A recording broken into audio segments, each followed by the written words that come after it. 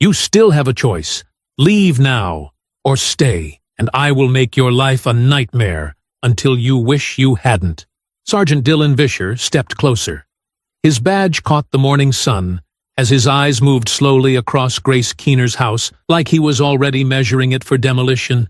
His mouth curved into something that wasn't a smile, just enough to show he meant every word. Grace's hands were shaking. 6 weeks of invented violations. 6 weeks of this badge treating her childhood home like it was already gone. What Vischer didn't know was that across the street, a Navy SEAL had been recording every single word, and his K-9 had already decided this man was a threat. Before continuing, comment where in the world you are watching from and make sure to subscribe, because tomorrow's story is one you can't miss. The hose had been running for 4 minutes when the cruiser turned onto Camellia Drive. Grace Keener didn't look up right away. She knew the sound of that engine. She had learned it the hard way. The low, unhurried rumble of a car that wasn't in a hurry because it didn't need to be. She kept the water moving across her mother's flower beds, the stream steady in her hand, her eyes on the soil. 3rd time, she thought. 3rd time in 6 weeks. The morning was already thick with August heat, barely 6:45, and the air sat heavy and damp against her skin. The neighborhood was quiet. A few sprinklers ticking on nearby lawns, a dog barking somewhere 2 streets over. Camellia Drive looked exactly like it always had. Old oak trees lining the sidewalk, modest, well-kept houses, flower beds that people tended because they cared, not because anyone was watching. Her mother had planted these flowers.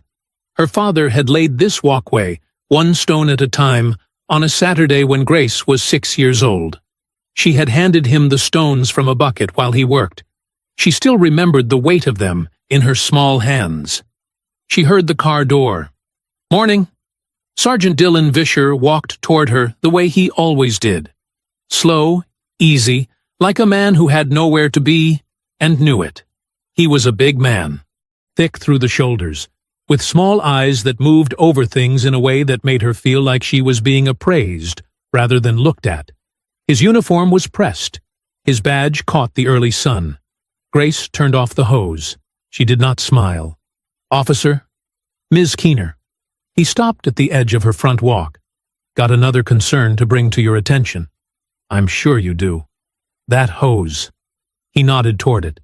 "Crossing the public easement line again. Code violation." Grace looked at the hose.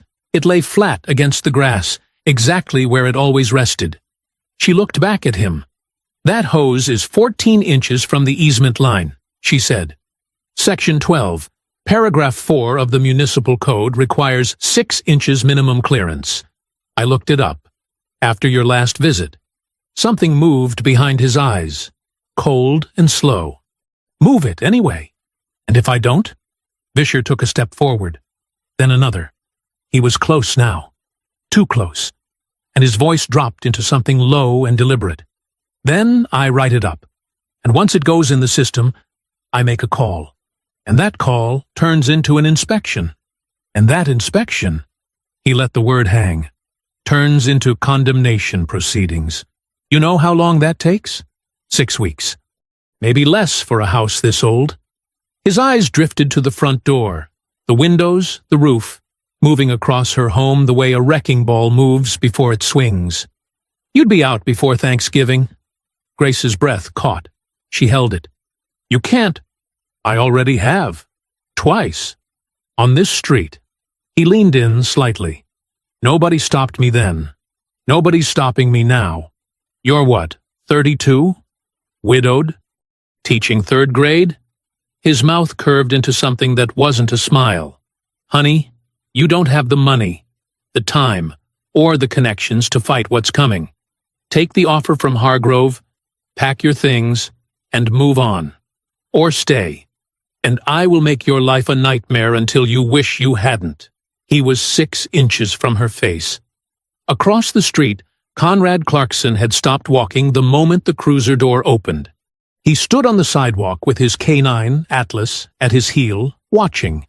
He had seen this before. Not on this street, Not in this neighborhood, but he had seen it. The particular way a man in uniform approached a woman alone, the angle of the body, the deliberate use of space, the badge doing the talking before the mouth even opened. He reached into his pocket and pulled out his phone. His thumb found the camera. He opened it, switched to video, and pressed record. Steady, unhurried, the way he did everything. He held the phone at his side, angled upward, the lens pointed directly across the street. Whatever was about to happen, it was going on record. Atlas moved first. The big German shepherd had been sitting perfectly still, but now his ears snapped forward, his head dropped low, and a deep, continuous sound built in his chest. Not barking. Something older and more serious than barking. A warning that came from instinct, not training. Conrad glanced down at him. In 3 tours of service, he had learned one absolute truth about Atlas. The dog was never wrong. He looked back across the street. Vischer's body had shifted forward. Grace had gone completely still. The way people go still when they are calculating whether they are safe, when fight or flight are both running at the same time, and neither one has won yet. Conrad raised his phone, deliberate, fully visible, making sure the lens had a clean, unobstructed angle on both of them. Every word Vischer had just said was already on the recording. Every inch of that illegal proximity was already documented. He held the shot for 3 more seconds. Then he pocketed the phone and moved. He crossed the street in long, unhurried strides, Atlas matching him step for step. He didn't run. He didn't shout. He walked with the quiet certainty of a man who had put himself between danger and innocent people in places far worse than a suburban sidewalk. He stepped directly between Grace and Vischer. Not aggressively, not dramatically. He simply placed his body there, calm, immovable, a wall that had decided where it stood. Atlas sat at his heel and fixed his gaze on Vischer without blinking. Vischer stepped back. 1 step. Involuntary. Conrad looked at him with an expression that was not angry, not threatening, just completely, utterly serious. He said nothing for a moment. He let the silence do its work. Then, quietly, "I think you're done here." Vischer's jaw tightened. His eyes dropped briefly to Atlas, who had not moved, had not looked away, and showed absolutely no intention of doing either. Then back up to Conrad. Something shifted in Vischer's expression. The performance slipped, just for a second. And what was underneath it wasn't confidence. He straightened, adjusted his belt, looked past Conrad to Grace. "You think about what I said." He turned and walked back to his cruiser. Slow, deliberate, still trying to own the moment he had just lost. The door closed, the engine turned over. The cruiser rolled away. Grace let out a breath she hadn't realized she was holding. Her hands were shaking. She looked at the man standing beside her, this stranger who had just stepped into the middle of her life without being asked. Conrad turned to her. His expression was steady, even. "You all right?" She looked at him, then at Atlas, who had finally, only now, relaxed his gaze and settled back on his haunches. "I don't know yet," she said honestly. Conrad gave a single nod, like that was a fair answer. Then he reached into his pocket and held up his phone between them, the screen still showing the video timestamp, still running. "He won't know I have this," Conrad said quietly. "Not yet." Grace stared at the phone, then at him. For the first time in 6 weeks, the shaking in her hands began to slow. The school day was the longest one Grace could remember. She stood in front of 23 third graders and taught them about community. What it meant, why it mattered, how neighborhoods were built by people who decided to stay. She used her best teacher voice. Steady, warm, present. Inside, she was anything but. Vischer's words had followed her through every hour of the day, settling into her chest like something with weight. You don't have the money, the time, or the connections.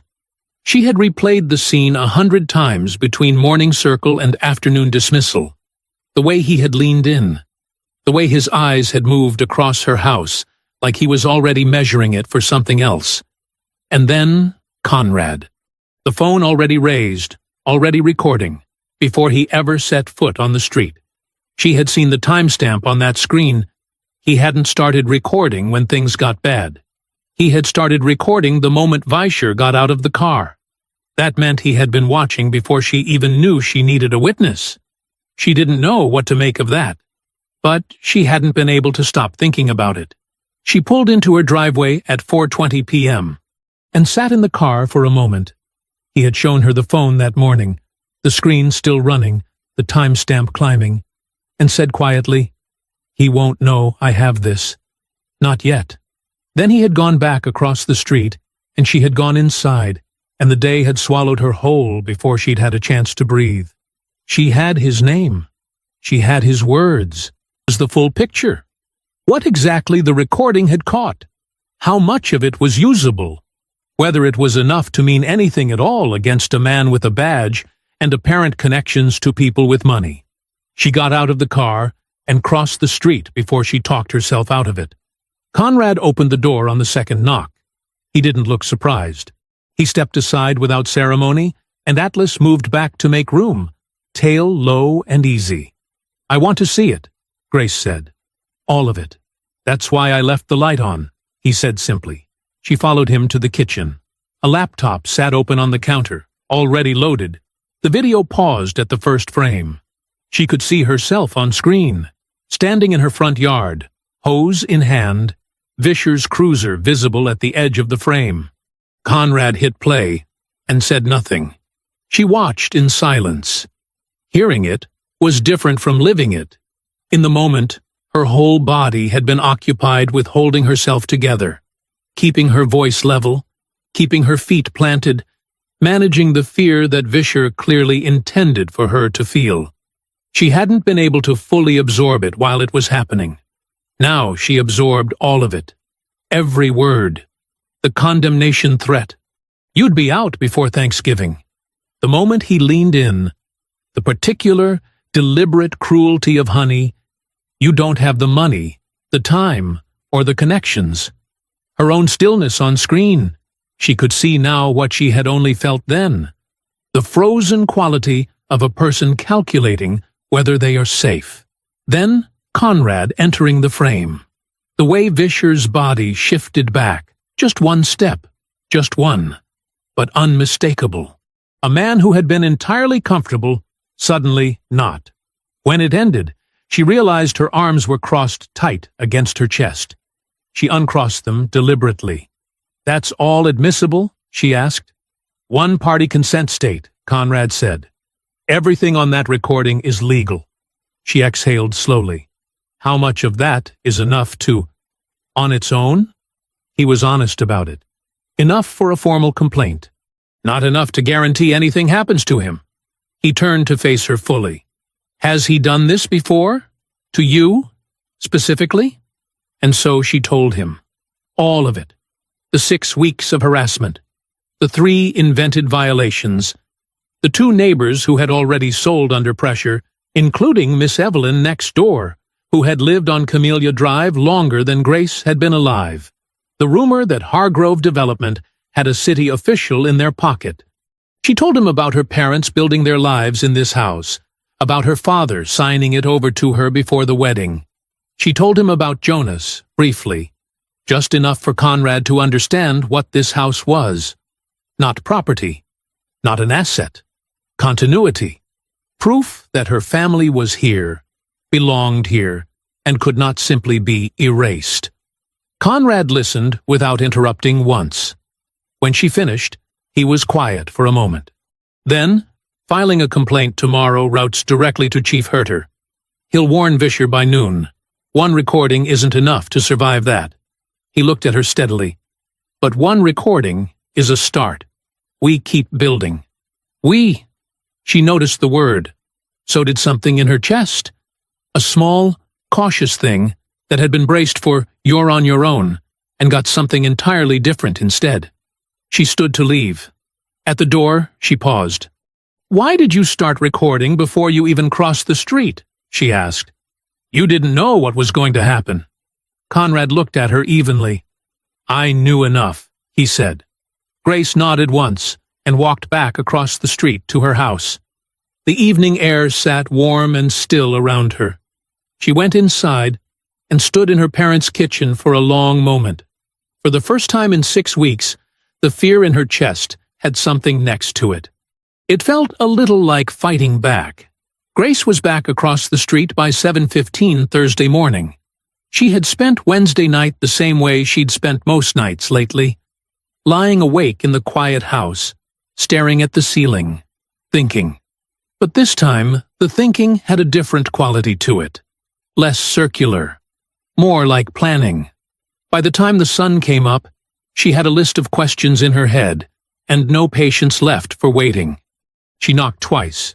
Conrad opened the door already dressed, coffee in hand, Atlas at his side. He looked at her the way he always seemed to look at her, like her arrival was simply the next logical thing. "Come in," he said. They sat at his kitchen table, plain and functional, nothing on it except 2 mugs and the quiet between them. Grace wrapped both hands around her coffee and looked at him directly. "I need to understand the plan," she said. "Not the outline, the actual plan." Conrad nodded, like that was the right question to start with. He explained it simply. Vischer was not operating alone. That much was already clear from the Hargrove connection, which meant a single complaint against a single officer would get buried fast. Chief Herter would receive it, flag it for Vischer, and by the next morning there would be a counter-narrative ready. An accusation of misconduct against a police sergeant needed weight behind it. Multiple documented incidents, a visible pattern, evidence that could not be quietly set aside. "So we build the record first," Grace said. "We build the record first," Conrad confirmed. "You keep your routine exactly as it is. Nothing changes. You water the flowers, you go to work, you come home. Normal. I walk Atlas at 6 every morning and again in the evenings. Nobody thinks twice about a man walking his dog." He paused. "But I'm always watching." Grace was quiet for a moment. "How long?" "However long it takes him to show himself again." His voice was even. "Men like Vischer don't stop. That's the one thing working in our favor." She nodded slowly. Then she looked down at her mug, and something shifted in her expression. Something quieter and heavier moving up from beneath the practical conversation. "Can I tell you something?" she said. "About the house." "Go ahead." So she told him. She told him about her father, Drake, who had worked the same job for 26 years so that he could pay off the mortgage and have something real to hand down, who had signed the house over to her before her wedding because he wanted her to have something that was truly, legally, entirely hers. Something that couldn't be taken away by circumstance or bad luck or the wrong year. She told him about her mother's garden, the same flower beds Vischer had used as his excuse 3 times now, and how her mother had spent 20 years learning every plant by name. Then she told him about Jonas. Not much. Just enough. She told him that Jonas had stood on this porch the first time she brought him home, and looked at the street and said, "This is your armor, Grace. You understand that? This is the thing that holds you up." She told him that Jonas had been gone 18 months now, taken in a car accident on a Tuesday afternoon while she was teaching multiplication tables, and that she had learned to live with that the way you learn to live with any wound, carefully and with constant attention to where it hurt. She told him that Vischer knew she was a widow, had said it to her face, used it like a blade. Widowed. Teaching 3rd grade. Like her losses were a list of weaknesses. Like grief was the same thing as surrender. She stopped talking, looked out the window. "This house is the last place where all of them still exist," she said quietly. "My mother, my father, Jonas, all of it. If I lose it—" She didn't finish the sentence. She didn't need to. The kitchen was very still. Conrad looked at her for a moment. Not with pity. Not with the careful, managed sympathy people usually offered when she mentioned Jonas. He looked at her the way someone looks at a thing they understand. "Then we don't lose it," he said. 3 words. No performance in them. Just a statement of fact. Grace pushed her chair back and stood. She had a classroom to get to. She picked up her bag, and at the kitchen doorway she paused and looked back at him. "What do you actually do?" she asked. "For work." "What is it you do?" Conrad considered the question for just a moment. "I used to do a lot of watching," he said. Grace held his gaze for a beat. Then she nodded once, walked down the hallway, and stepped out into the morning.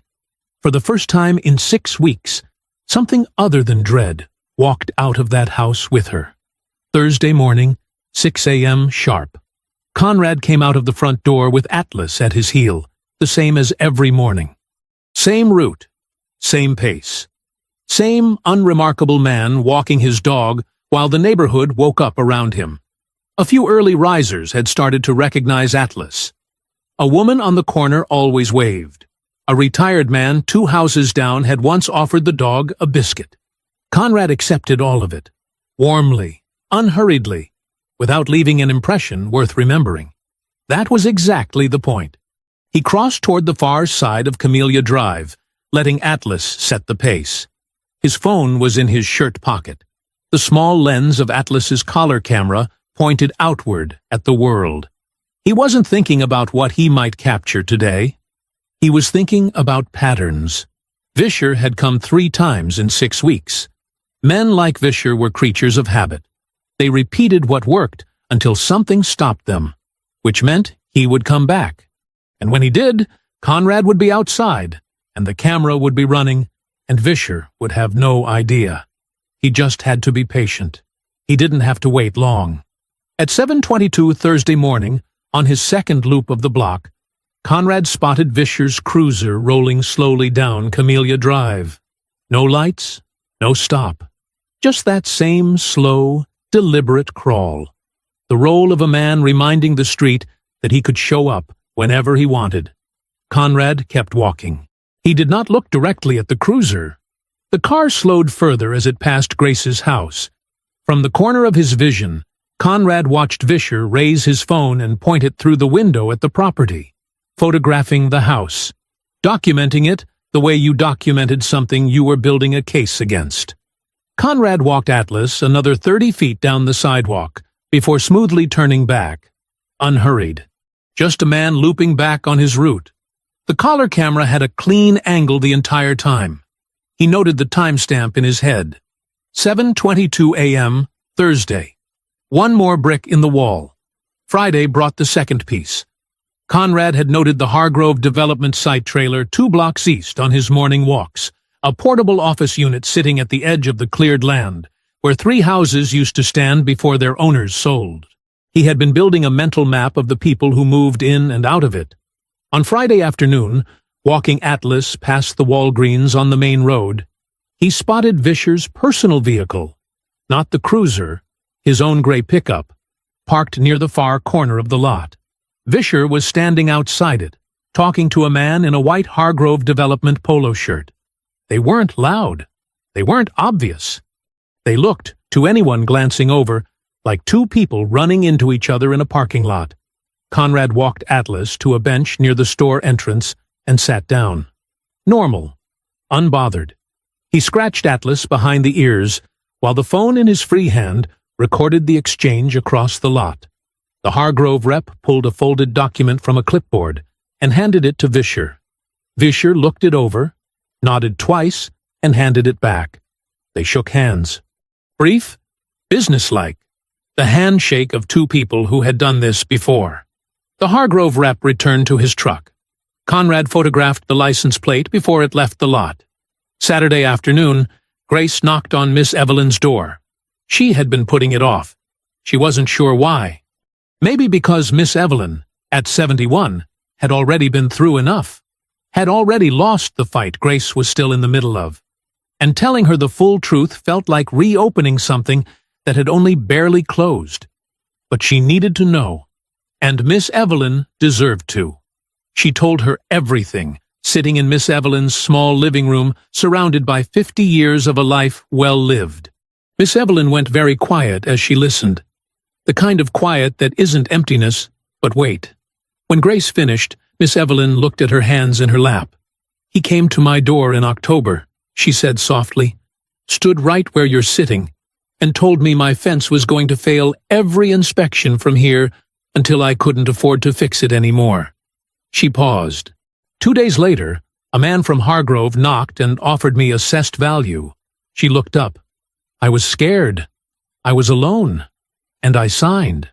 Her voice dropped to nearly nothing. "I've regretted it every single day." Grace reached over and covered her hand. Neither of them spoke for a long moment. Saturday evening, Conrad was waiting on Grace's porch when she got home. He held up his phone without preamble and played the Walgreens footage. Grace watched the exchange. Vischer, the polo shirt, the document, the handshake. And when it ended, she looked up slowly. "That man," she said, "the one from Hargrove." Her voice was steady, but tight. "He came to Miss Evelyn's door." Conrad nodded. "We have a pattern now," he said. 3 documented contacts, a direct coordination meeting, a clear connection between Vischer and Hargrove. He held her gaze. "But we need one more piece before this goes anywhere. Something that ties the whole thing together." Grace looked at her house. The flowers, the porch, the blue door. "Then we get it," she said. She went inside, sat at the kitchen table in the quiet. Let herself think, carefully and without rushing, that this just might work. Sunday morning came in quietly. Grace was at the kitchen table with her coffee and a stack of lesson plans. The back door opened to let in what little breeze the morning offered. The house was peaceful in the way it only was on Sundays. No alarm, no rush, just the slow tick of the old clock in the hallway and the birds working the oak trees outside. Her phone rang at 8:14. She glanced at the screen. Her father. She picked up, since she was old enough to have hard things. She had never once heard it sound the way it sounded right now. Tight, controlled, frightened underneath. "What happened?" she said. "I just got off the phone with the City of Maplecrest Code Enforcement Office." He paused, and she could hear him choosing his words carefully, the way he did when he was trying not to alarm her, while being unable to hide that something was very wrong. "They said a formal inspection request was filed on your property. Under my name, using my phone number." Another pause. "Grace, I didn't file anything. I never called anyone." "Someone used my information." She set down her coffee mug. "They scheduled it for next Monday," he said, "and they flagged it. They specifically flagged it as a potential condemnation assessment." The kitchen was very still. Condemnation. She knew what that word meant in plain language. She had been a homeowner long enough to know. Condemnation meant a city-appointed inspector walked through your home looking for violations. Enough violations, and the property went on an abatement list. And once it was on that list, she was already dialing Conrad before her father finished the sentence. He was at her door in 4 minutes.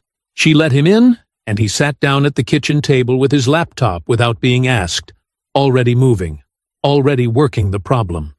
Grace sat across from him and pulled up the city's code enforcement page on her own phone while she relayed everything her father had told her. Conrad typed the name of the assigned inspector, then the firm, Crane and Associates, LLC. He found it in under 3 minutes. "Look at this," he said, and turned the laptop toward her. Crane and Associates was a private inspection firm operating under a city subcontract. Standard enough on the surface. But the firm's registered business address was a suite in the same building as Hargrove Development Group's regional office. 3 of Crane and Associates' last 5 municipal contracts had been awarded within 60 days of Hargrove breaking ground in the corresponding neighborhoods. The connection wasn't hidden. It just hadn't been looked for. "If their inspector cites enough violations," Conrad said, his voice flat and precise, "the city places the house on a municipal abatement list. From there, Hargrove submits an acquisition offer at assessed value, not market value, assessed. And the city—" He stopped. Let her finish the thought. "Forces the sale," she said. Forces the sale. Grace put the phone down on the table. She sat very still, looking at nothing, while the full shape of it settled over her. This wasn't Vischer showing up with invented code violations and intimidation tactics. That had been the warning shot, the pressure designed to make her sell willingly. This was what came next, when she didn't. This was the machinery behind the man. Built quietly, operated through paperwork and procedure and city contracts, dressed up in the language of municipal process so that by the time anyone understood what was happening, it would already be done. They had filed a complaint under her father's name. They had forged his information. They had used the identity of a 58-year-old man who had spent half his life paying off this house so that his daughter would always have somewhere safe to stand. She felt something move through her then. Not panic, not grief, something hotter than both. He knew, she said quietly. Vischer knew exactly what he was looking at when he came to this door. He wasn't guessing. He picked me because he thought I was easy. Young, widowed, a teacher's salary. She looked up. He had this planned before his first visit. Conrad said nothing. He didn't need to. The look on his face confirmed it. Drake's car pulled into the driveway at 6:30 that evening. Grace watched from the window as her father got out. He had a suitcase with him. He stood in the driveway for a moment and looked up at the house. This house, the one he had handed to her with both hands and a clear title. And something moved across his face that she had never seen there before. He stood there a long moment. Then his jaw set, and he picked up the suitcase, and he walked toward the door. Inside, Conrad was already at the kitchen table, laptop open, building the case. The real fight was just beginning. Drake Keener filled a doorway the way certain men did, not through size alone, but through the particular quality of stillness that came from a man holding himself carefully in check. He set his suitcase down in the hallway, looked at the stranger sitting at his daughter's kitchen table, and said nothing for a moment. Conrad stood and extended his hand. Conrad Clarkson. I live across the street. Drake looked at the hand. Then he shook it. Firm, brief. I know who you are, he said. Grace told me. He pulled out a chair and sat down heavily, the weight of the drive and the phone call and everything in between settling over him all at once. So, what are we doing about this? For the next 20 minutes, Conrad laid it out. He walked Drake through everything. The recording from Tuesday morning, the Walgreens footage, the Crane and Associates connection, the forged complaint filed under Drake's name. He turned the laptop and showed him each piece in order, methodical and unhurried, the same way he had briefed people in rooms far more dangerous than this one. Drake listened without interrupting. His expression didn't change much, just tightened, degree by degree, like something being wound too tight. When Conrad finished, Drake sat back and crossed his arms. We go to the press, he said.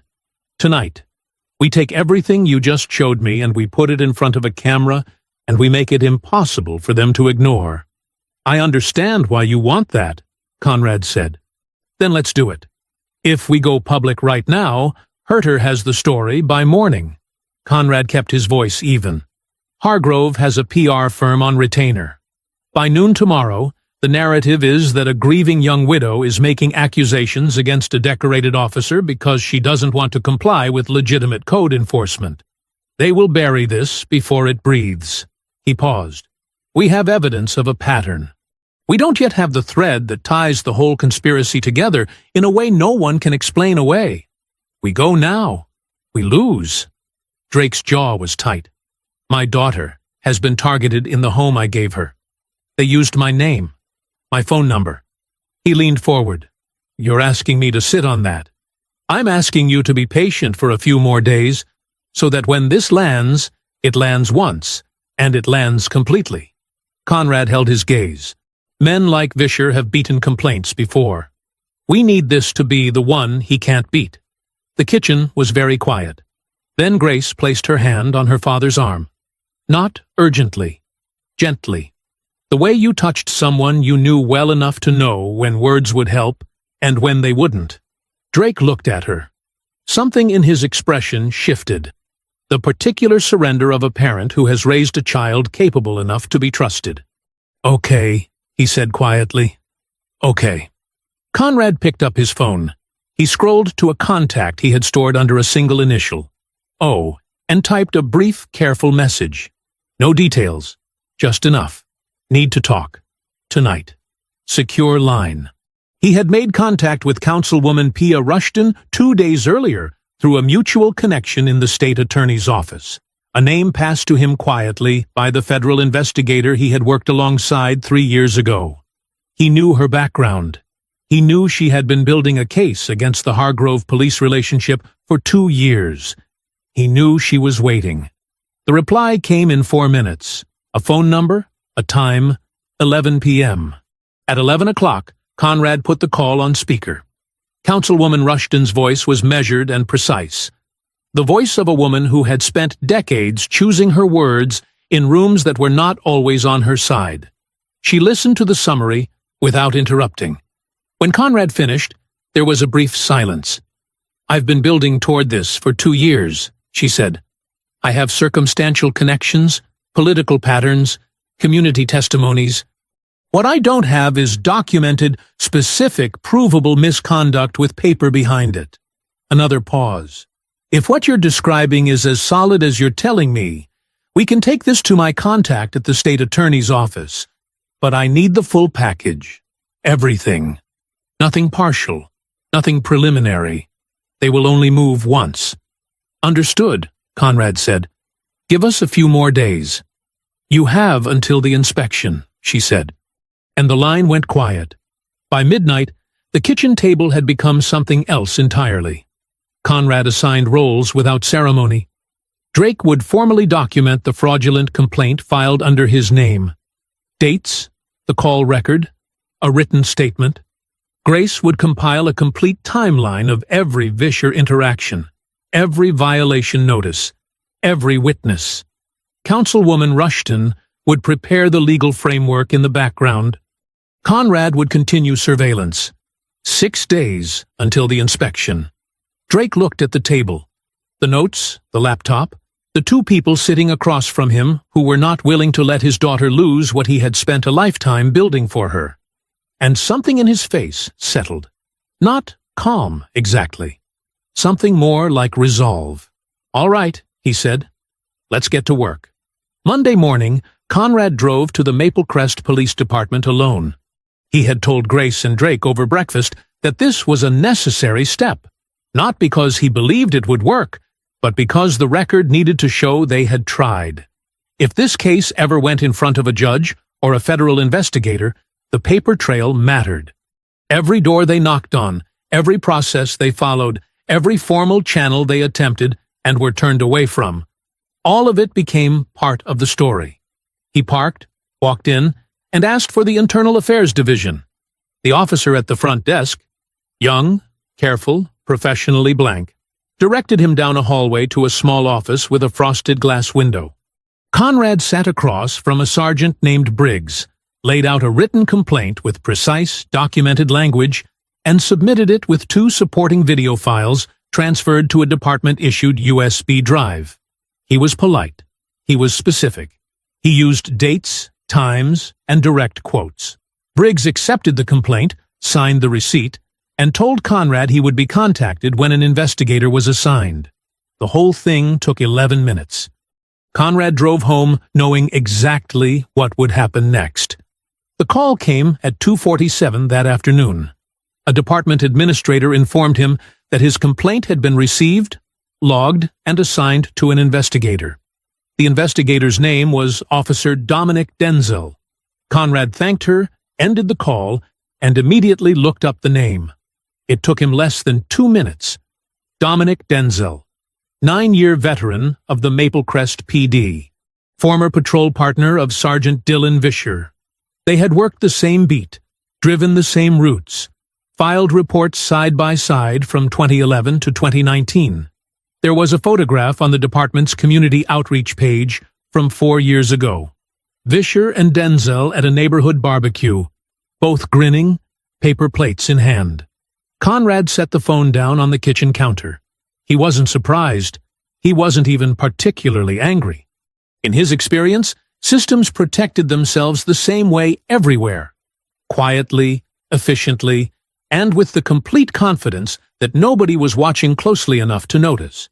He wrote the assignment down in his notes. Date, time, investigator name, prior relationship to subject. Every detail documented. Then he moved on. Grace had spent her lunch break on the phone. She had found the attorney through a bar association referral. A civil rights lawyer based in Atlanta named Pamela Harmon, who had handled 3 municipal misconduct cases in the past 5 years. Grace had prepared for the call the way she prepared for parent-teacher conferences. Notes organized, facts ready, nothing left to memory. Harmon listened carefully and asked sharp, precise questions. Grace answered all of them. When she finished, Harmon was quiet for a moment. Then she said what Grace had been afraid she might say. "The evidence you're describing is strong. Genuinely strong. Under normal circumstances, I would tell you we have a solid foundation for a federal civil rights claim." A pause. "But your inspection is in 6 days. To file for an emergency injunction, I need a minimum of 2 weeks to prepare the motion properly, gather supporting affidavits, and get in front of a federal judge. We don't have 2 weeks. Grace pressed her fingers against the bridge of her nose. "Is there anything?" "Not on the injunction timeline. Not responsibly." Harmon's voice was direct but not unkind. "What I can tell you is this. If you can delay or survive that inspection, the case you're describing is exactly the kind of thing I take on pro bono. You get me the full evidence package, I will make time for it." Grace thanked her, ended the call, and sat in her car in the school parking lot for 3 minutes before going back to her classroom. She laid it all out that evening at the kitchen table. She told Conrad and Drake about the complaint assignment, Denzel, the former partner, the 9 years together. Then she told them about the attorney, the timeline problem, the injunction that wasn't coming in time. She kept her voice steady and her language plain. No dramatics. Just the facts.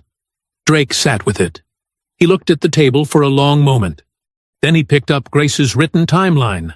4 pages, handwritten, every Vischer interaction logged in her neat schoolteacher's hand, and read it from the beginning, page by page, all the way through, without saying a word.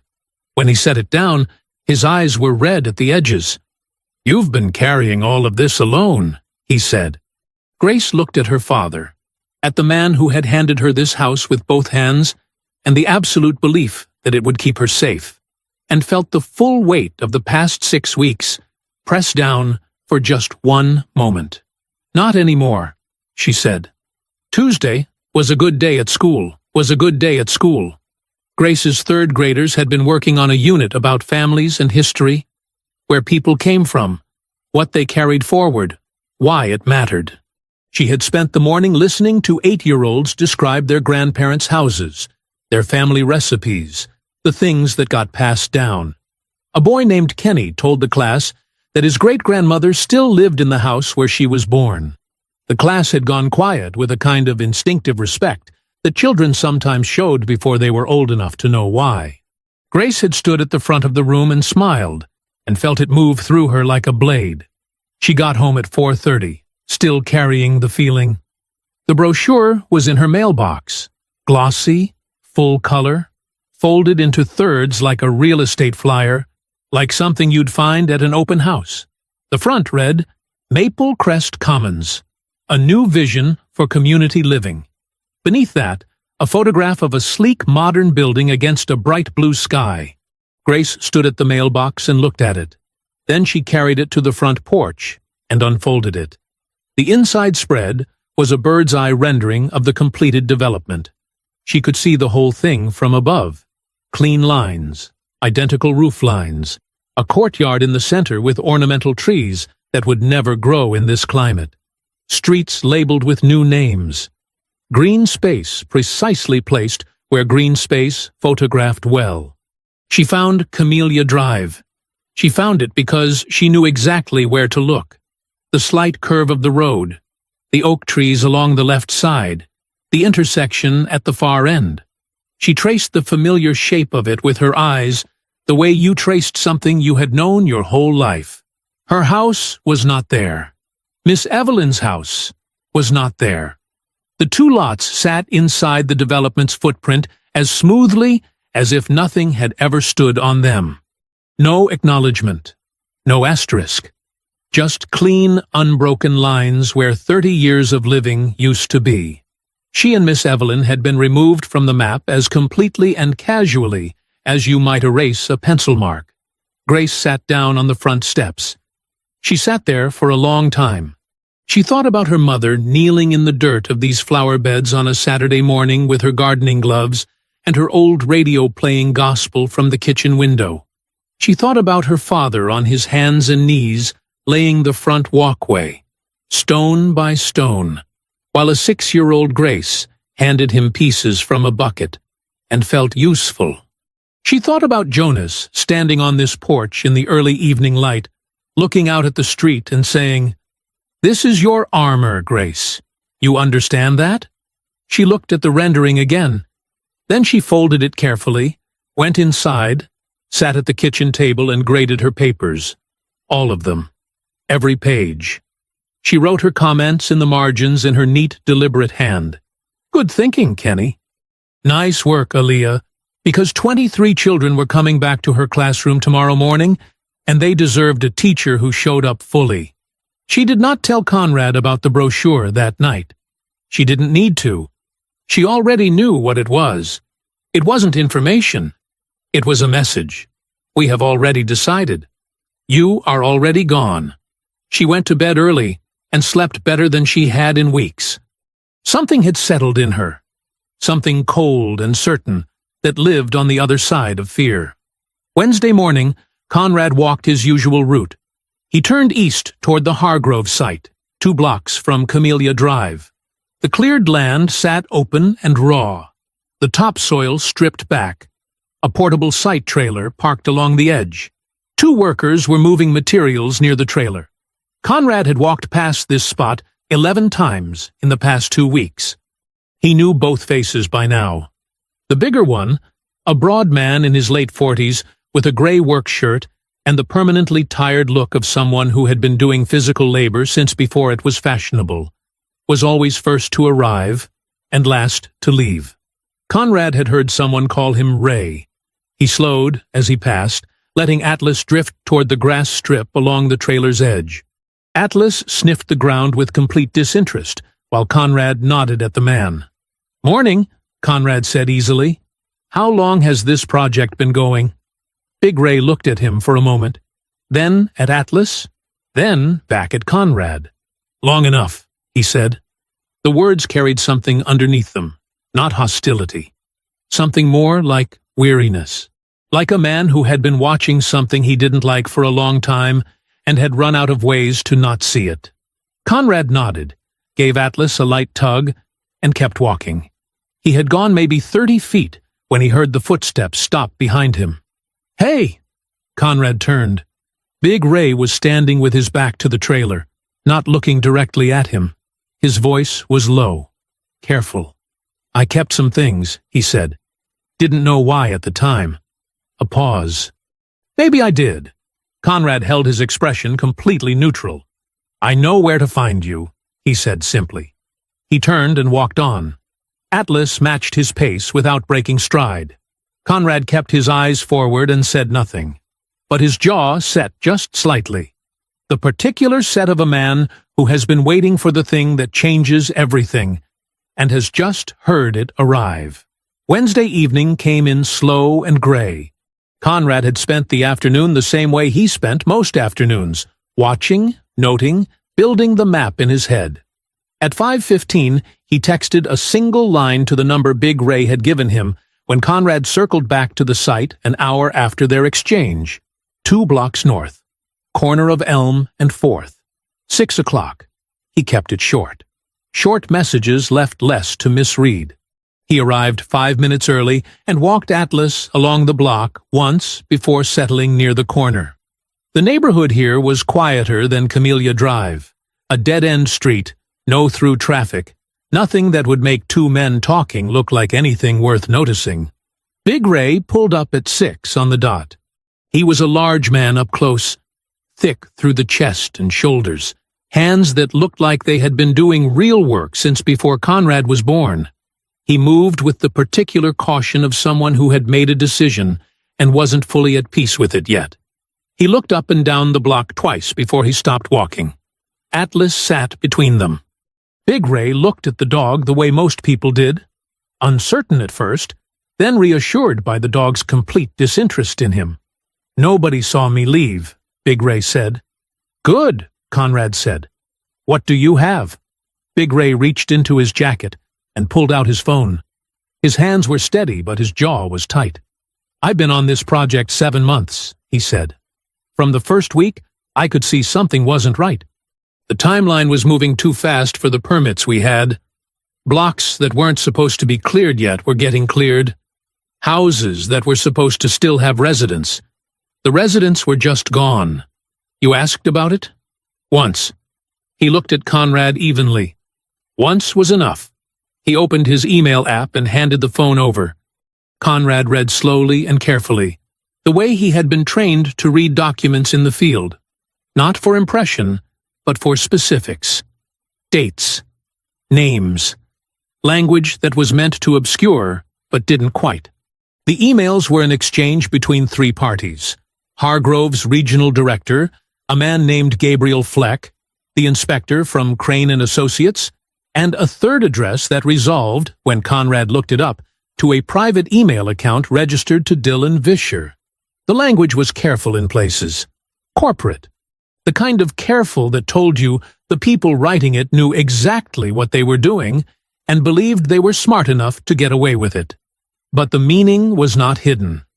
Accelerating vacancy on target corridor addresses, a phrase that appeared 3 times across different emails, always in the context of a specific timeline aligned with Hargrove's development schedule. A spreadsheet attached to one email listed addresses on Camellia Drive, with columns marked status. Words like resistant, pending, soft, cleared. Grace's address was listed. The status column beside it read, resistant, accelerate. Another email, from Fleck to the inspector, contained the sentence, coordinate with our contact at MPD to ensure inspection flags are sufficient for abatement on remaining resistant properties. The date on that email was 3 weeks before Vischer's first visit to Camellia Drive. Conrad read it twice. Then he handed the phone back. "How many of these do you have?" he said. 11 emails, screenshots of all of them. Big Ray's voice was quieter now. "I forwarded them to my personal account the day after I tried asking questions and got told to mind my work. I didn't know why I was doing it at the time." He looked down the street. "My grandmother lost her house in a situation like this, back in the 90s. Different city, same story. I watched it happen when I was 12 years old." He paused. "I told myself, if I ever saw it happening again, I wasn't going to be the one who looked away." Conrad looked at him for a moment. "Your family. Do they know you have these?" "No." "Is there anyone at Hargrove who might know you kept copies?" Big Ray thought about it. "I don't think so. I was careful." "You're going to need to stay careful," Conrad said. "Don't talk to anyone at the site about this. Don't change your routine. Don't give anyone a reason to look at you." Big Ray nodded. Conrad photographed all 11 emails on the spot, methodical and thorough. Then he backed everything up to the encrypted cloud server he used for sensitive documentation, a habit so automatic at this point that his hands moved through it before the thought had fully formed. He added a second backup to a server with a different provider. Then a third copy, sent encrypted to a recipient address only he controlled. Whatever happened next, these emails were not going anywhere. That night, Conrad laid it all out on Grace's kitchen table. He turned the laptop to face her and Drake, and walked them through the emails one by one. The names, the language, the timeline, the spreadsheet with their address marked resistant. He kept his voice even and plain. Just the facts, in order. without editorializing. Drake read the words "accelerate" beside his daughter's address and went very still. Grace read the email from Fleck to the inspector. Ensure inspection flags are sufficient for abatement on remaining resistant properties. And something behind her eyes went quiet and hard. She reached out and touched the screen, her finger resting just below the date stamp. 3 weeks before he first came to my door, she said. He was already assigned to me. Conrad nodded. He called Councilwoman Rushton's secure line from the kitchen table, put it on speaker, and read her the key passages. There was a silence on the other end that lasted several seconds. Then, "Get me the full package. I'll have my contact at the state attorney on the phone by morning." The kitchen was quiet after the call ended. Drake sat back in his chair. The tightness that had been in his face since Sunday had not gone away, but something had shifted underneath it. Purpose, maybe. The particular forward-leaning feeling of a fight that could actually be won. Grace sat at the table, the same table where she had eaten every important meal of her life, and let herself cry. Not from fear, not from grief, from the very specific, overwhelming relief of someone who has been holding their breath for weeks and has finally been given permission to exhale. Her father reached across the table and covered her hand with his. Neither of them said anything. They didn't need to. Thursday had been a good day. That was the part that made it worse. The state attorney's office had confirmed receipt of Councilwoman Rushton's preliminary briefing. The civil rights attorney, Harmon, had called Grace at lunch to say she had reviewed the email chain summary and was clearing her schedule. Conrad had spent the morning running through the full evidence package, the recordings, the photographs, the emails, the documented timeline, and everything was holding. Everything was solid. For the first time since Sunday, the kitchen table felt less like a war room and more like a place where they might actually win something. They had dinner together that evening, the three of them. Drake made his late wife's chicken and rice, the recipe he kept in his head because writing it down had always felt unnecessary. They ate and talked about something other than Vischer for 40 minutes. Grace laughed once, genuinely, fully, at a story her father told about the drive down, and Conrad watched them and said little and seemed content with that. It was the last peaceful moment of the night. Conrad's phone rang at 9:04 p.m. He looked at the screen. Big Ray. He answered immediately. What happened? Big Ray's voice was not the steady, careful voice from Wednesday evening. It was tight and fast and stripped of everything except fear. My truck, he said. Someone broke into my truck last night. My phone is gone. The work phone and my personal one. Both gone. I came home an hour ago and tried to get into my laptop, and it had been wiped. Remotely. Everything on it. Gone. Conrad stood up from the table. Grace and Drake went quiet instantly. Are you at home right now? Yeah, I'm here. Stay there. Don't go back to the site tonight. Don't contact anyone from Hargrove. Conrad kept his voice level and deliberate. Is your family with you? A pause. My wife. My son. Keep them close. I'll be in touch within the hour. He ended the call. The kitchen was completely silent. He told them plainly and quickly. No softening. Big Ray's phone, the phone with the original email screenshots, was gone. The laptop wiped. Someone had moved against their witness, which meant someone at Hargrove, or connected to Hargrove, knew that Big Ray had talked. Drake's chair scraped back. They know what we have. They know someone talked, Conrad said. They don't know about the backups. They don't know what we've already passed to Rushton's contact. He held Drake's gaze. The emails are safe. 3 separate encrypted servers. None of them accessible from anything Big Ray owned. He had backed everything up before showing anyone. The moment Big Ray had handed him that phone on Wednesday, Conrad had treated it the same way he treated intelligence documents in the field. Copy first. Distribute to secure locations. Assume the original will be compromised. It was not caution. It was habit. It was the thing that 17 years of operating in hostile environments had permanently installed in him. "They can't take back what's already been sent," Conrad said. The words settled. Drake sat back down slowly. Rushton called 7 minutes later. She didn't wait for a greeting. "There's a story running tonight," she said.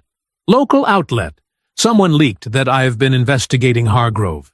The piece is framing me as a political opportunist, targeting a development company bringing jobs and investment to Maple Crest."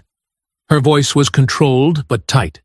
"3 of the 4 council colleagues I need for a formal motion have already gone silent. I've had 2 texts and 1 voicemail since the story posted, all variations of the same message. Let's wait and see." "Does it compromise the state attorney contact?" Conrad asked. "No.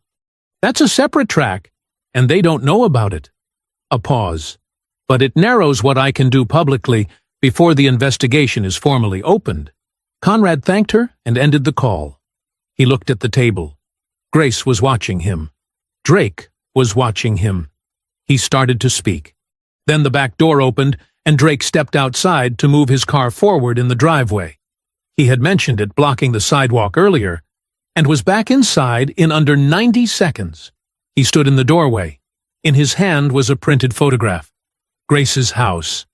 Full color. Taken from the street, sharp and clear.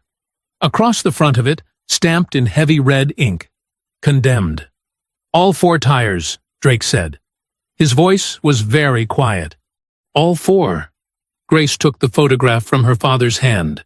She looked at it for a long moment, at her house on that piece of paper, at the red words stamped across everything her family had built, and the room around her went absolutely silent, in a way that had nothing to do with sound.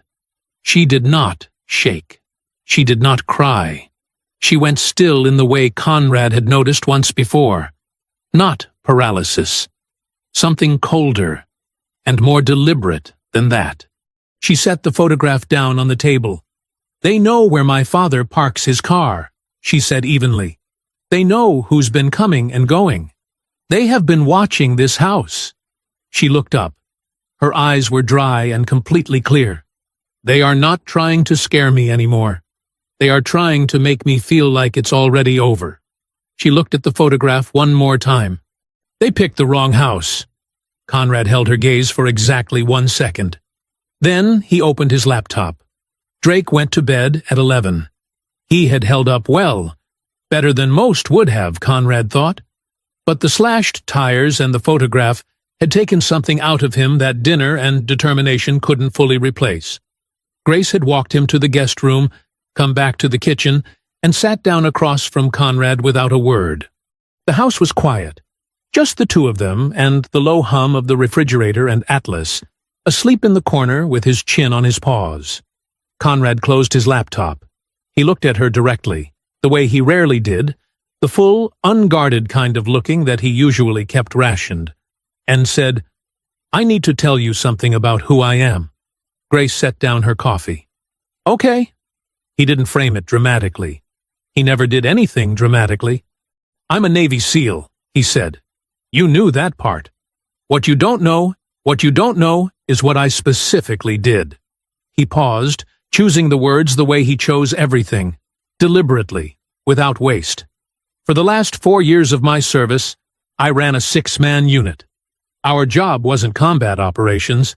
It was intelligence documentation in denied environments." She looked at him steadily. "What does that mean?" "It means we went into places where powerful people were doing corrupt things and believed they were untouchable. Places where anyone who tried to build a case against them had already failed. Our job was to document what was happening in a way that couldn't be dismantled, even when the targets knew someone was watching, even when they were actively trying to destroy the evidence." He looked at her evenly. "I have done this in conditions that make Maple Crest look like a Sunday afternoon." The kitchen was very still. "The night Big Ray called," Conrad continued, "you watched me not panic. I need you to understand why." He turned the laptop back toward her and opened a file. Inside were folders, dated and labeled, each one a layer of the case they had been building. The moment Big Ray showed me those emails on Wednesday evening, I treated that phone as a compromised asset. I backed up every email to an encrypted cloud server before I left the corner of Elm and 4th. Then, a second server, different provider, different country. Then a third copy, sent encrypted to a secure address only I control. He paused. Big Ray's phone is gone. His laptop is wiped. It doesn't matter. I had already moved everything before I walked home. Grace stared at the screen, then at him. You assumed they would come for it, she said. I assumed they would try. They always try. He leaned back slightly. Every conversation of consequence in this kitchen has been recorded on a secondary device. Everything I passed to Councilwoman Rushton went through a channel that isn't traceable to this address. I shared nothing in writing that could be intercepted and used against us. He said it plainly, without self-congratulation. Just facts.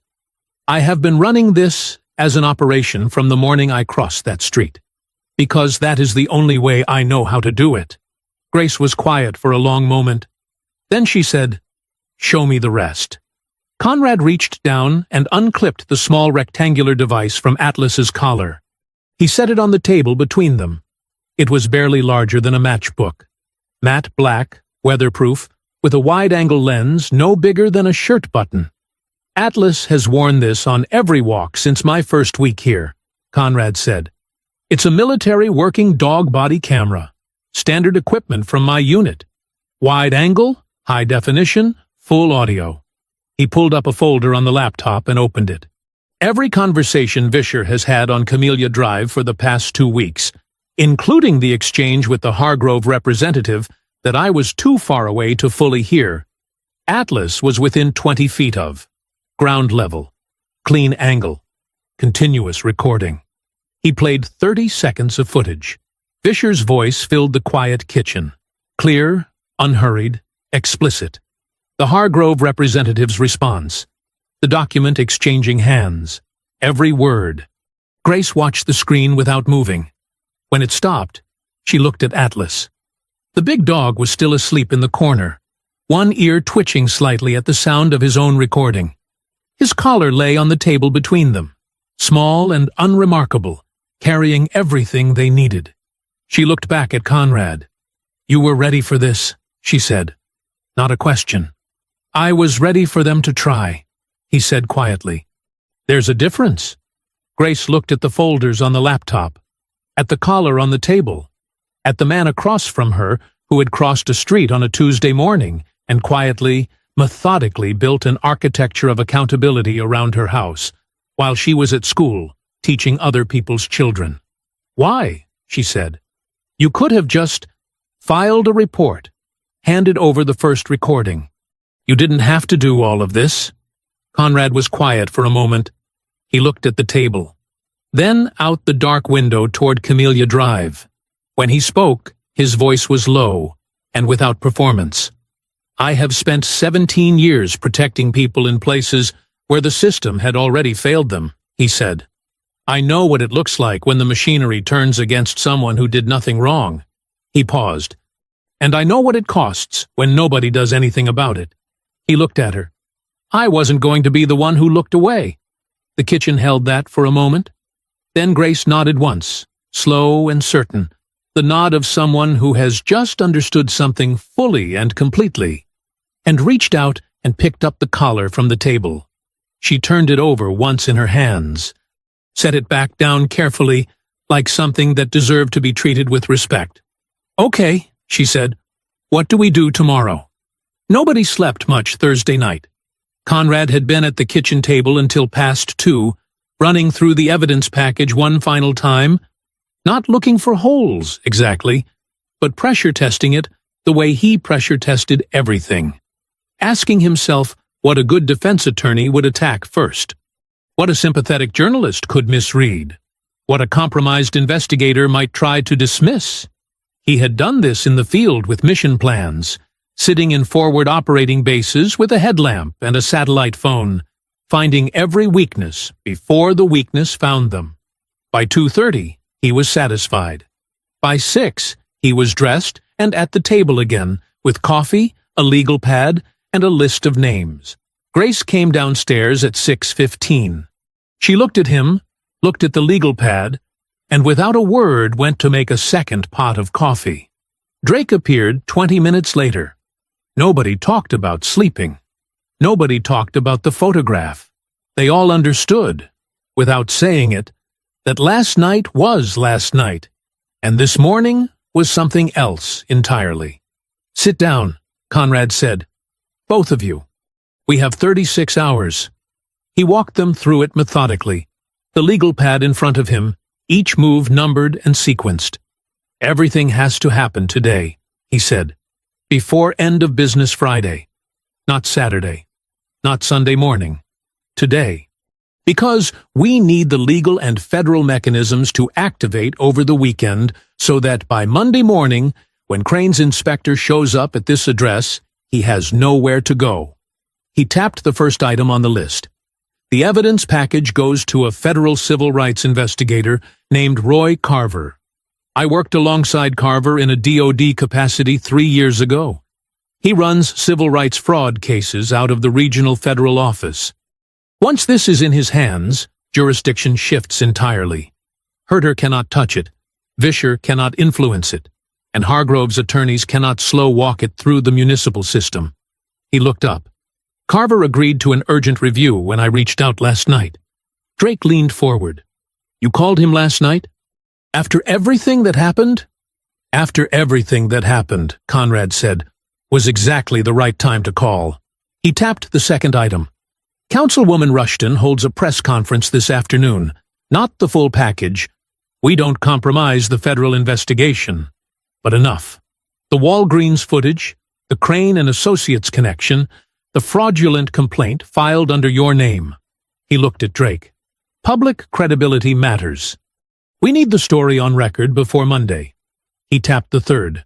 "Harmon files the emergency motion this morning. Inspector conflict of interest. Documented financial ties between Crane and Associates and Hargrove. She needs a federal judge to grant a stay on the inspection." He paused. "She said last night she has a judge in mind. Someone who has seen this kind of case before." The kitchen was quiet for a moment. "And what do we do?" Grace asked. "You and Drake stay here," Conrad said. "Close to the phone. I need to be mobile." He left at 8:15 with the full encrypted package on a drive in his jacket pocket and a duplicate already transmitted to 2 secure servers. He drove to the federal building downtown and met Roy Carver in a 4th-floor conference room at 9:30. Carver was a compact, quiet man in his early 50s, with reading glasses pushed up on his forehead and the permanent slight squint of someone who spent his days reading very fine print. He took the drive without ceremony, plugged it into a secure terminal, and read in silence for 22 minutes. When he looked up, he said, "This is a coordinated deprivation of property rights under color of law. Minimum 4 federal statutes, possibly 6. He pulled his glasses down. "I'm opening a preliminary inquiry today." Conrad nodded once. "The inspection is Monday morning. I'll have something in motion before close of business." Councilwoman Rushton's press conference ran at 2 p.m. Conrad watched it on his phone from the parking lot outside the federal building. She stood at a podium outside City Hall in a deep blue suit, a single page of notes in front of her, and she was devastating. Calm, specific, and precise. Every sentence a fact. Every fact sourced. She named Crane and Associates. She named the fraudulent complaint. She named the pattern of targeted displacement. She did not name Conrad. She did not name the federal inquiry. She named Vischer. Grace's phone rang at 4:47 p.m. She was standing in the front yard. She had come outside without entirely meaning to, drawn to the porch, then down the steps, then to the flower beds, standing in the same spot where this had all begun 6 days ago. The evening air had cooled slightly. A few neighbors were out. Camellia Drive looked the way it always looked. She answered on the second ring. It was Harmon. Her voice was even, but there was something alive underneath it. "The judge granted the stay," she said. 30 days. The inspection cannot proceed Monday morning. Grace lowered the phone slowly. She stood in her front yard and looked at her house. The flower beds. The blue door her father had painted the summer she turned 7. The porch where 3 generations of her family had stood watching the same street. And she exhaled. Slowly. Completely. 36 hours. That was all it had taken to dismantle what they had spent months building. She was still standing there when Conrad's green truck turned onto Camellia Drive and pulled into the driveway across the street. He got out and looked at her over the roof of the truck. She held up the phone. He nodded once. That was enough. Nobody suggested sleeping in. By 7 Monday morning, all 3 of them were dressed and downstairs. Drake made coffee without being asked. Grace sat at the kitchen table with her hands wrapped around her mug and said very little. Conrad stood at the front window, watching the street the way he had watched 100 streets before this one. Patiently, with the particular stillness of someone who understood that waiting was not the same as doing nothing. The inspection had been scheduled for 9 a.m. The stay was in place. The inspector had no legal authorization to proceed. On paper, this morning should have been simple. But Conrad had not survived 17 years of operating in dangerous places by trusting that things on paper stayed that way. So they waited. At 8:40 a.m., his phone buzzed. A text from Roy Carver. 2 words. Moving now. Conrad looked up. It's happening. 2 unmarked federal vehicles pulled up in front of the Maple Crest Police Department at 8:43 a.m. They parked without ceremony. No lights, no announcement. 2 agents in plain clothes walked through the front entrance and asked for Chief Ronald Herter by name. Herter was in his office when they came through the door.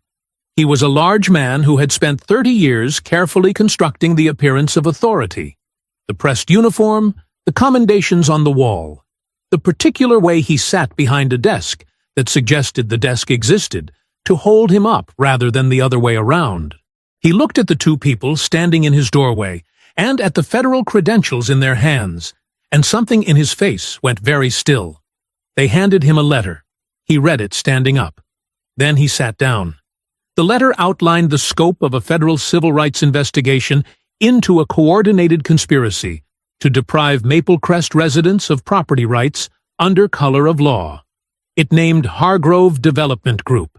It named Crane and Associates. It named the fraudulent complaint filed under Drake Keener's information. And it named Sergeant Dylan Vischer, who was to be placed on immediate administrative leave, effective that morning, pending the outcome of the federal inquiry. Herter read it twice. Then he made a decision in under 60 seconds. The decision was not complicated. Ronald Herter had built his entire career on one foundational principle: never be the last man standing. The decision was not complicated. Ronald Herter had built his entire career on one foundational principle: never be the last man standing in a burning building. He had not protected Vischer because he believed in him.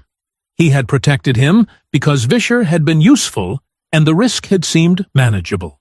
The risk was no longer manageable. He reached for his phone. He did not call Vischer. He called his department's public affairs office. The Crane and Associates inspector arrived on Camellia Drive at 9:02 a.m. He drove a white company truck with the firm's logo on the door. He turned onto the street slowly, clipboard visible on the passenger seat, moving toward Grace's address with the unhurried confidence of a man arriving to perform a routine task. He got 3 houses down before he saw the unmarked vehicles parked 2 blocks ahead near the intersection. Federal plates, 2 men in plain clothes standing beside them, making no effort to be inconspicuous. He slowed, looked at the address on his clipboard, looked back at the vehicles. He sat there for 11 seconds. Then he put the truck in reverse, turned around at the nearest driveway, and drove back the way he came. The clipboard stayed on the passenger seat. He did not stop. He did not get out. He did not come back. Grace was on the porch when it happened. She had come outside at 8:50 with her coffee, Drake beside her, both of them watching the street without pretending they were doing anything else. She saw the white truck turn onto Camellia Drive. She recognized the logo on the door. She had looked up Crane and Associates enough times in the past week that the name had embedded itself like a splinter. She watched it slow down. She watched it stop. She watched it turn around. She did not cheer. She did not cry. She stood on her porch and watched that white truck disappear around the corner and felt something move through her that was quieter and deeper than celebration. The particular feeling of a thing that was supposed to happen, that powerful men had spent months engineering to happen, simply not happening, being stopped, being turned back. Her father put his arm around her shoulders. Neither of them spoke. By 10 a.m., Chief Herter's public statement was live on the department's website. Conrad read it aloud from the kitchen table, his voice completely flat. Herter expressed his deep concern over officer conduct. He pledged full and transparent cooperation with the ongoing federal investigation. He described his commitment to the highest standards of integrity within the Maple Crest Police Department. He did not mention Vischer by name. He did not need to.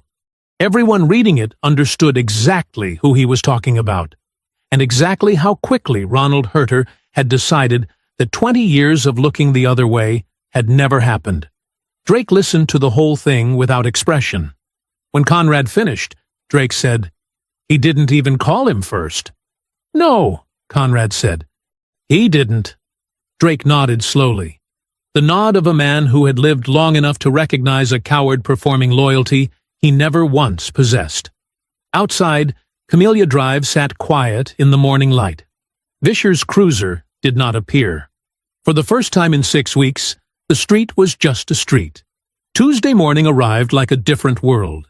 Grace sat at the kitchen table with her phone and watched the regional news app refresh with the particular surreal feeling of seeing something private become suddenly, completely public. Councilwoman Rushton's press conference footage was everywhere. Local news sites, regional affiliates, 3 different social media platforms. The story had grown legs overnight. By 7 a.m., it had been picked up by 2 statewide outlets. By 8, a national civil rights organization had issued a statement of support. Drake sat across from her, reading quietly. Conrad stood at the counter with coffee, watching his own phone. None of them said much. There was a particular kind of silence that came after a long fight started turning. Not celebration exactly. More like the careful, almost disbelieving act of watching something you had worked for become real. Gabriel Fleck, Hargrove Development Group's regional director, resigned at 11:47 Tuesday morning. The company released a statement through their PR firm. Carefully worded, heavy with phrases like, "does not reflect our values," and committed to ethical business practices, that managed to throw Fleck completely under the bus, while mentioning Hargrove's community investment record 4 times in 6 paragraphs. Conrad read it, set his phone down, and said nothing. Grace read it, and felt something crystallize in her chest. The cold, clarifying recognition of watching people who had operated with total impunity suddenly move very fast to protect themselves. Hargrove's stock dropped before noon. Investors did not wait for details.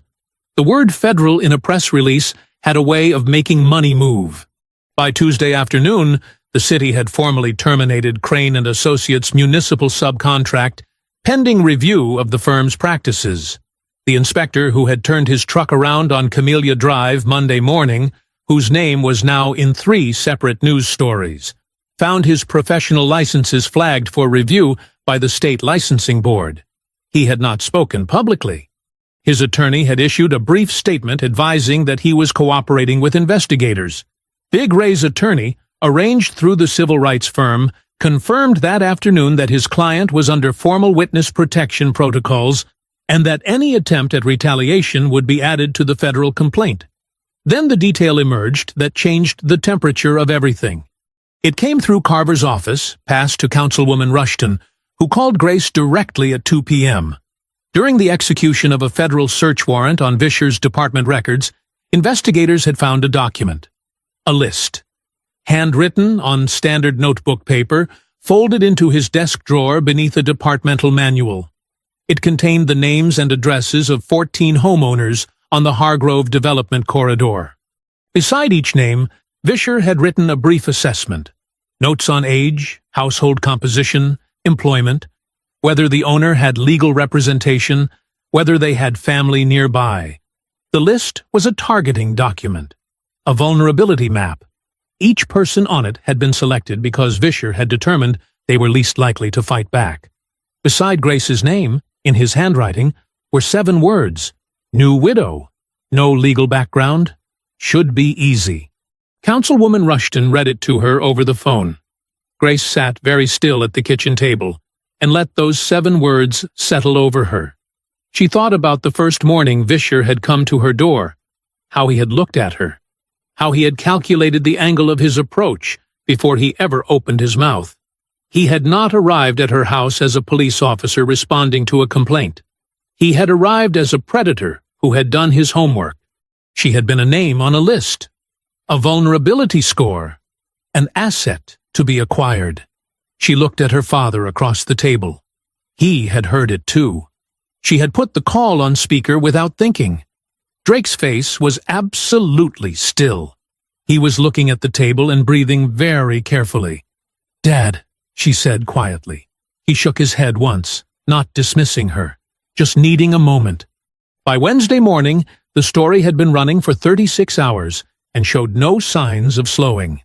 Miss Evelyn called at 7 a.m. Her son had been on the phone with an attorney since Monday evening. The sale contract on her house had not yet closed, and with the Hargrove investigation now federal, the attorney had moved successfully to freeze the transaction.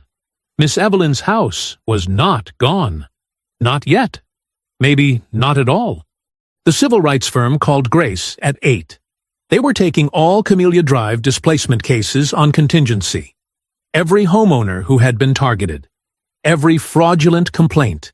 Every manufactured inspection. All of it. She walked into her classroom at 8:40. She had not told her students anything. She had not told their parents anything. She was their teacher. Whatever was happening on Camellia Drive stayed on Camellia Drive.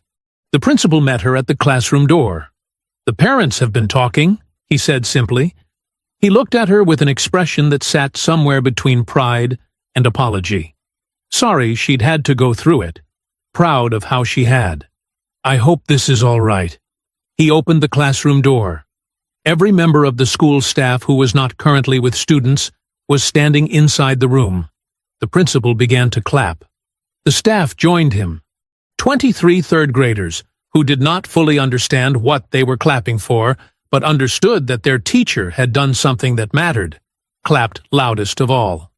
Grace stood at the front of her classroom. She did not hold it together.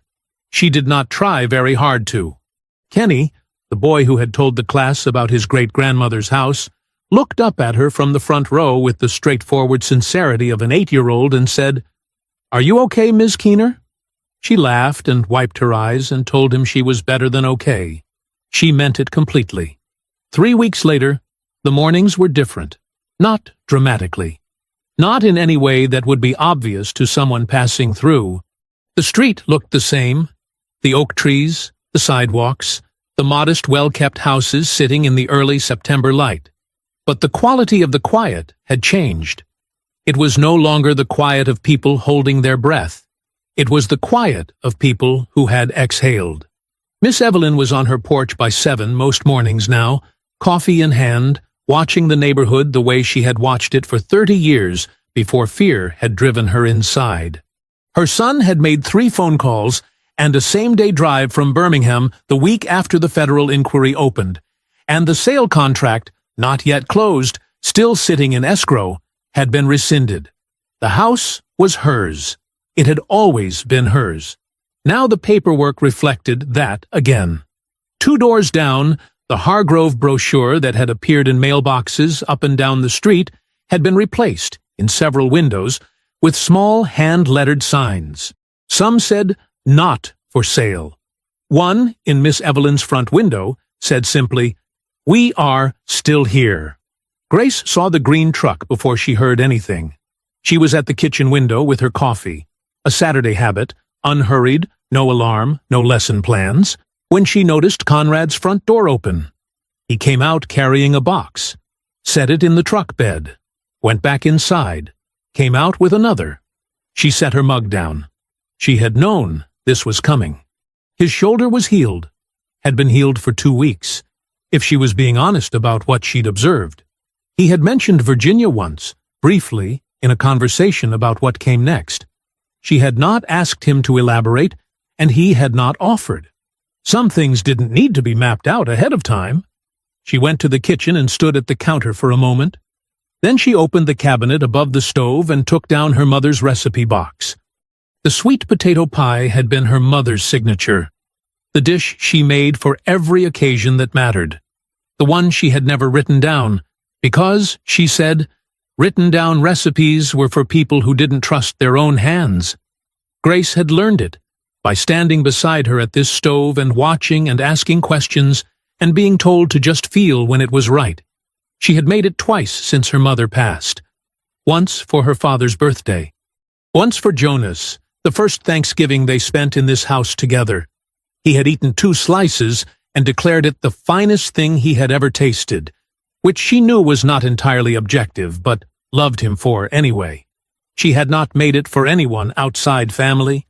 Until now. The truck was 3/4 loaded when she crossed the street. She carried the pie in both hands, still warm, covered with a dish towel the way her mother had always covered it. Conrad was at the tailgate, adjusting a bag, when he heard her footsteps, and turned. He looked at the dish in her hands, then at her face. She held it out. He took it carefully. The way you took something you understood was not a casual gift. You didn't have to, he said. My mother made this for people who mattered, Grace said. So. Conrad looked at the pie for a moment. Something moved across his face, quiet and unguarded. The closest thing to unguarded she had ever seen from him. Atlas appeared from behind the truck and sat between them, ears forward, looking up at the dish with professional interest. That's not for you, Conrad told him. Grace laughed. It came out easy and full and real, and she realized it was the first time she had laughed on this driveway in a very long time. She looked at him steadily. My mother used to say that a house is just wood and brick until people love it into something real.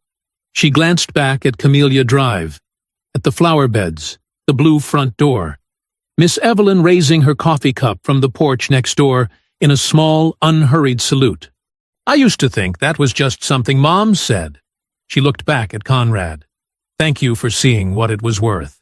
Conrad held her gaze. He didn't deflect it, didn't minimize it, didn't reach for a modest answer. He simply received it, the way a man received something he had genuinely earned and knew it. Take care of it, he said quietly. Always have, she said. He loaded Atlas into the passenger seat. The big dog settled immediately, chin dropping toward the window, ears relaxed for the first time in weeks. Conrad closed the door and stood beside the truck for a moment, his hand resting on the roof, looking across at the house on Camellia Drive. Still standing?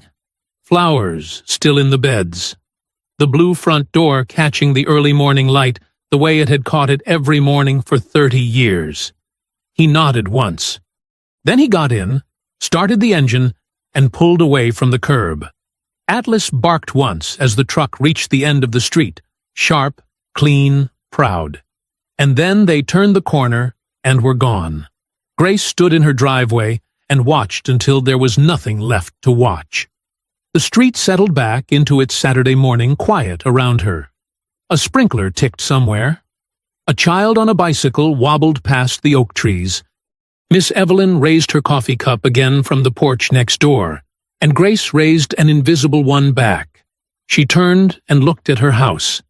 The walkway her father had laid stone by stone. The flowers her mother had tended for 20 years.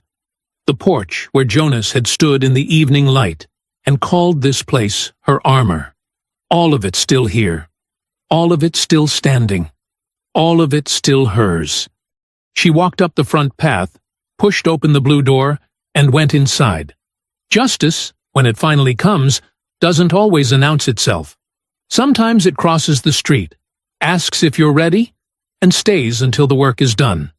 If you enjoyed the story, leave a like to support my channel, and subscribe so that you do not miss out on the next one. On the screen, I have picked 2 special stories just for you. Have a wonderful day.